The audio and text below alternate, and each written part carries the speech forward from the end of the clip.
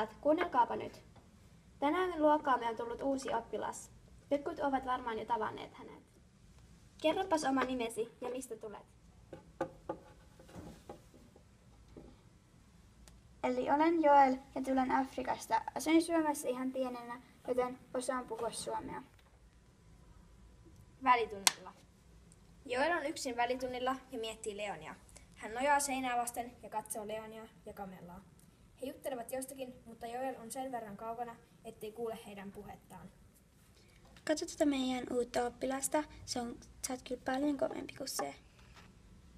Joel miettii, menisikö hän juttelemaan heille vai ei.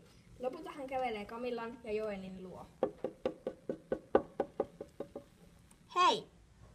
Leon katsoo häntä inhoten ja kääntää selkänsä hänelle.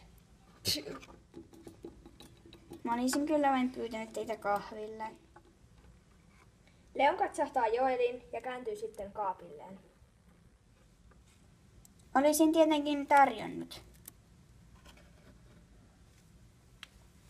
Selvä on. Tulemme koulun jälkeen. Kahvilassa. Joel on istumassa ja hän näkee Kamillan ja Leonin kävelevän häntä kohti. Moi. Moi. Moi. Moi. Moi. He istuutuvat penkeille ja tilaavat kaakaot. Heillä on hauskaa. Arvatkaa mitä, mä teen tänään kuvissyön. Siitä tuli aika hieno, mutta se vähän epäonnistui. Okei. Kamilla huomaa, että Joelilla on mielen päällä jotakin asiaa Leonille. Mä käyn nopeasti vessassa. No, jäätiin 2. Niin. Lupaatko olla pahastumatta, jos kerron sinulle yhden asian? No en kai. Joel siirtyi Leonin viereen ja sanoi. Pidän sinusta. Kun Joel oli sanonut sen, hän juoksi ulos ovesta ja ei palannut enää kahvilaan.